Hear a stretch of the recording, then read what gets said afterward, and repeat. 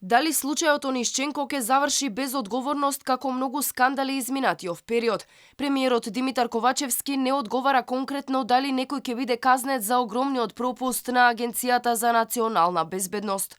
По се изгледа сето ова ќе заврши само со одземање на документите од контроверзниот Олександар Онишченко. Државјанството на Онишченко е тема и на денешната седница за пратенички прашања, каде опозицијата бара одговори од Димитар Ковачевски, дали имал информации по неговото доаѓање на чело на владата, дека човек кој е на црната листа на САД барал и добил македонски пасош. Вчера владата одржа затворена седница на која што директорот на Агенцијата за национална безбедност информираше во врска со овој случај.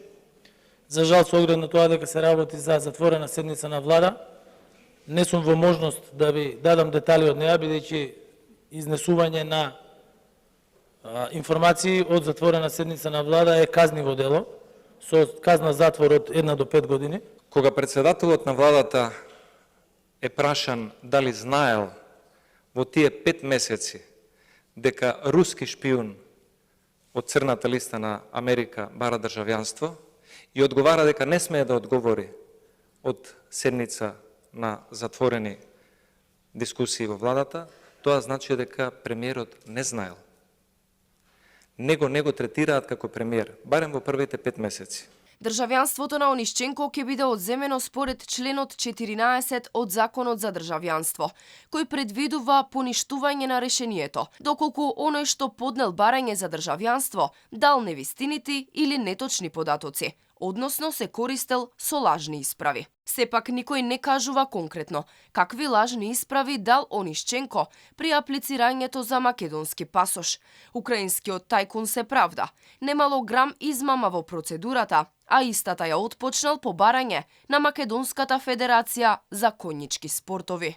Во моето државјанство нема измама ниту еден грам. Не знам што да кажам. Побара од мене да ја представувам Македонија и да помогнам во подготовката за Олимписките игри. Ако не сакаат, јас ќе го направам тоа на мој начин. Федерацијата побара од мене, Лука Заложник ме прешуваше секој ден. Ги дадов сите официјални документи при апликацијата, мојот руски пасош и изводот од матичната книга на родените. Имам и руски и украински пасош. Кога аплицирав за македонско државјанство, аплицирав со рускиот пасош. Се надпреварував за Русија претходно. Имам само валидни документи. Не можам да имам невалидни, јас сум официјално лице.